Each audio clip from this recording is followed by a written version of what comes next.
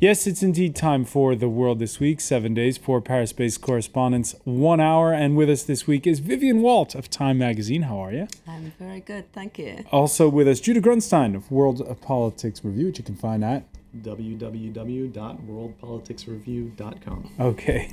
And from the French news agency AFP, Antonio Rodriguez, thank you for being with us. Thanks as well from the Reuters news agency, Patrick Vignal, for joining us, The World This Week, where you can always weigh in on the conversation on Facebook, and also you can find us on Twitter at FrancoisF24, the handle here.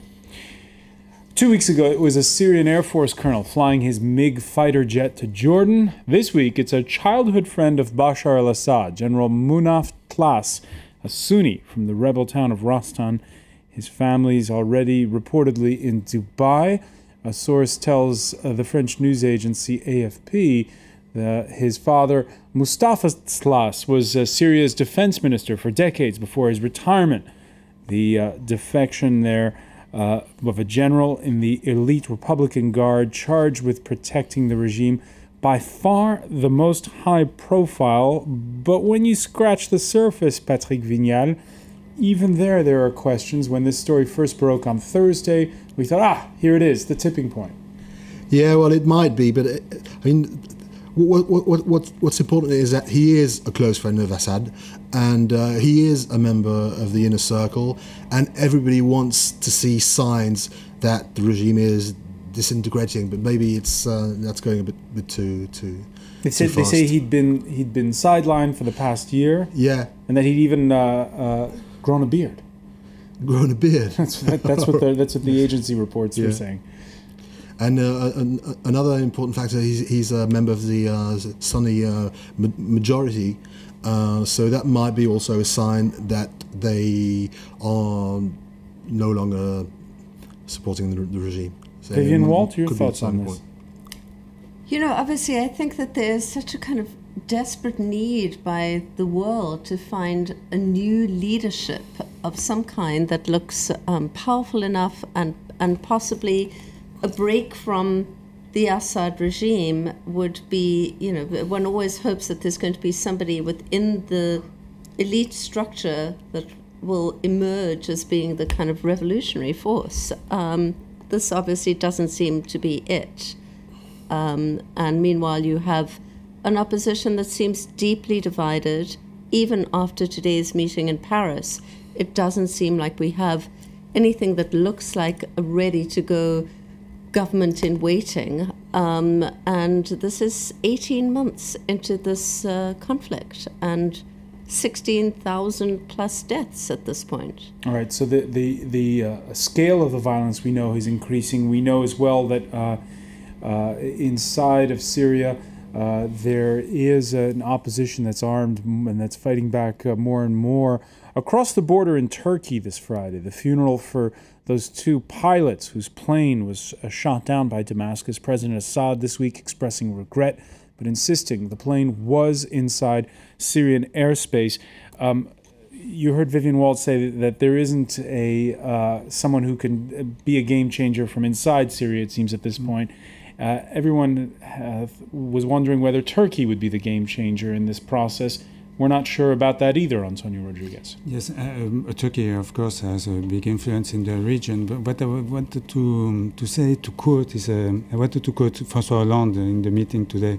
He was saying that people are saying that if Bashar al-Assad is leaving now Syria, we will have chaos in Syria, and it's impossible to have this chaos in the middle of the Middle East, so close to Israel and in this region with countries like Turkey around. But he said as well as that with Bashar al-Assad in charge, we will have chaos and a dislikable regime. And that's exactly what happened in Tunisia when the Arab Spring started, in Egypt, in Libya. And maybe with all those experiences, having seen what happened in the election in those countries, we have to be cautious with Syria. And before we start any operation, we need to know what we are going to have in Syria after that. Who you're backing, and and what's the plan for afterwards.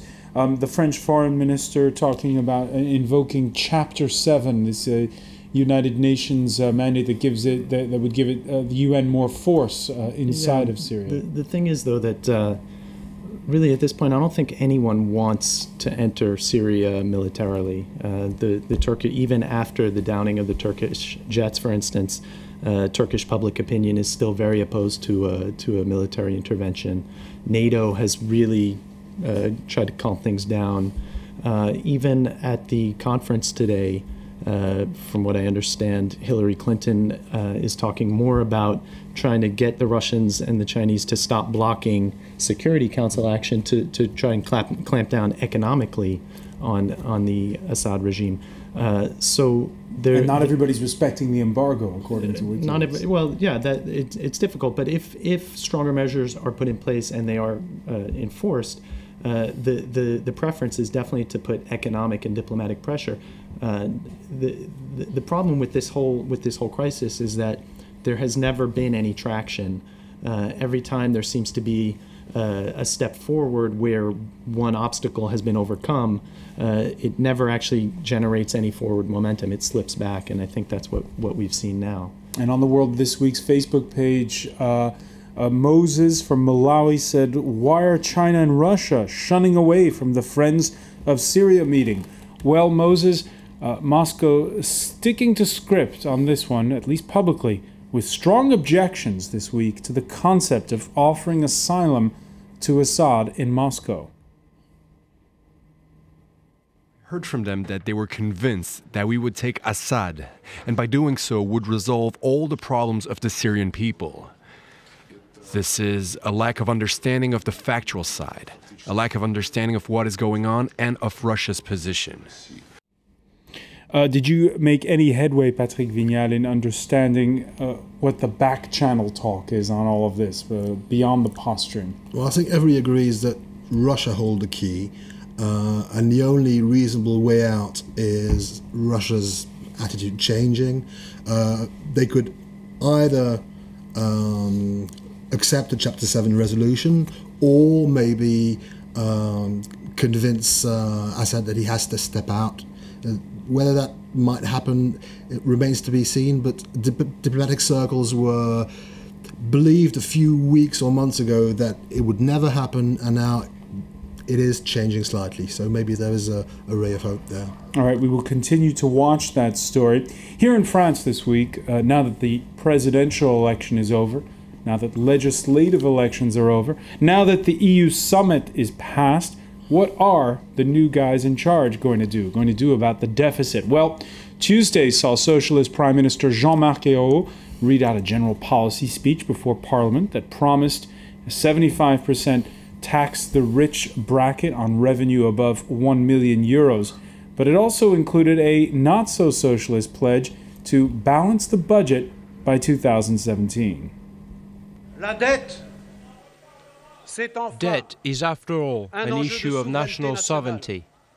A France in debt is a dependent France, dependent with regards to the grading agencies and the financial markets. That is why I want to reduce public debt. It doesn't sound much like a socialist there, Judah Grunstein. No, but again, this was the criticism or the commentary that was very prevalent during the campaign, which is that the campaign rhetoric was one thing, but that once especially the parliamentary elections were over, the masks would come down, and it was essentially depending on how you want to frame it, Brussels that decides or the markets that decide. I think there is a little room around the margins in the sense that Hollande has really set some very ambitious targets to reduce the budget deficits very quickly. And that's going to make it a lot more painful and a lot more difficult.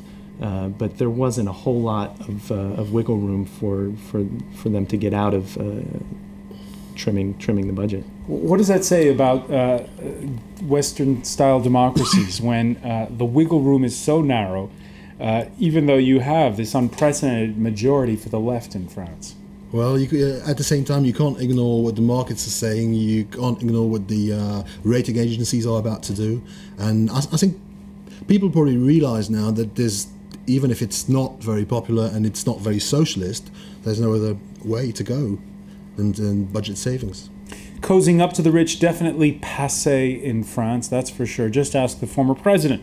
Nicolas Sarkozy Tuesday saw his office and home of his wife Carla Bruni searched by magistrates investigating the more than generous 2007 campaign contributions from France's richest woman, L'Oréal heiress Liliane Bettencourt. And it's interesting to see how in the same Guardian editorial that lauded Hollande for taxing the rich, the British paper wrote that the era of being intensely relaxed about the filthy rich is over, even if they pay their taxes. So, Vivian Wald, is there change in that respect? Well, this just seems to be a French tradition that, the moment a president leaves office, they're under immediate investigation on a whole slew of wrongdoings. I don't think that there's anything particularly unique about what happened with Sarkozy this week. But it does strike one how different the tone is, even though really what Hollande and Hérault are saying is that there is going to be austerity. They're not using that word, but essentially we're headed into serious austerity here in France. It seems to me that the whole tone has changed, and in fact that it is a little bit shifting the tone in Europe as a whole. I think we've spoken about this on the show before, that Hollande's election really has changed things, and that there is, despite the terrible realities of the European economy, there is much more a focus on trying to grow oneself out of the recession as well as cutting oneself out of the recession. And that to me feels quite different. I don't know what others feel about this. Taxing out of the deficits, and maybe not out of the recession, but taxing the upper income brackets out of the budget deficits. I think we're really at the. And there seems to be a genuine public outcry over. Well, yeah, because I think we're at the tail end of a period where the pendulum just swung to the extreme of these huge capital flows and a real sort of connivance between regulators and corporations and investors and campaign finance donators, where not only was no one watching, there was no watchman watching the till, there was no watchman watching the watchman, and everyone just sort of agreed that was the way it should go. Now we're hitting the backswing of the pendulum, and I think that the sort of populist anger that has begun to bubble up, but that really, compared to what's happened, is nowhere near what you might expect, except in countries like Greece or Spain. I think we're going to be seeing a lot more of that. I mean, it's pretty stunning when you see a British paper congratulating a French president for taxing the rich. Even if it's to get at David Cameron. Antonio Rodriguez. I grew up in Switzerland, and in a city where the Tour de France is arriving on Sunday. And I read stories since Hollande has been elected, saying that French are arriving. French are buying houses in this area, and they are trying to go to Switzerland to not to pay the taxes they have to pay in France. And it reminds me what Nicolas Sarkozy did as well. He wanted to fight against fiscal evasion, and I don't see any measure against that, against fiscal havens again. So it's easy for French today to go to Switzerland or somewhere else, not just Switzerland. Switzerland is really close, and not pay the taxes the France is expecting. Patrick Vignal, there's anecdotal evidence of just what Antonio described, people moving their stuff to Switzerland and to London as well. But is it just anecdotal for now? I think it is. I mean, it might frighten the super rich, but I mean, the greater picture, I don't think it is anecdotal, yeah. By the way, the Republican candidate for president in the United States, Mitt Romney, according to Politico, might be coming to Europe. He's expected to travel to places like the UK and Italy, but he's not going to France. Our own Christophe Bauer on on Twitter said, I guess a photo op with a socialist president won't play well in Ohio. When you look at how there's still that label, socialist, even though you're saying that Vivian Walt, that they're going to be instituting austerity. Yes, I mean, of course. So if you go to America and, people really think that this is, socialism as one had in Eastern Europe in the 80s. That's what the term still means among millions, really, I would say the majority of Americans still. It has a particular connotation it just doesn't have in Europe. In Europe, socialism and social democracy, social democrats, tend to kind of meld in with one another.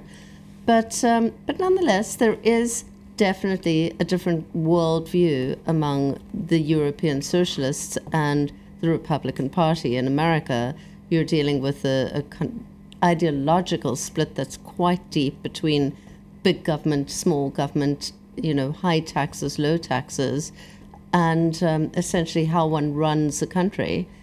And it's playing out in America and in these presidential elections this year in America, just as it is in Europe, as it has been since the economic crisis. I mean, Mitt Romney has been trying to convince people that he's actually running against a socialist president in the United States, right. and there are quite a few Americans that believe that. Quite a few. There's on the fringes. But the difference in perception of government's place in terms of regulation and in terms of the marketplace is dramatically different between the United States and France and the rest of Europe, for that matter. And Mitt Romney is a French-speaking candidate, and it reminds me John Kerry in 2004 against George Bush. John Kerry was a French-speaking candidate, and he didn't say a word in French because it was not good for him to. Well, he lost the election anyway, but he didn't say a word in French. Mm-hmm. When we come back, we're going to take a look at something that could have repercussions for the whole planet. Right now, it's a scandal, another one at a bank. And it could have a big fallout. We'll tell you why. You're watching The World This Week.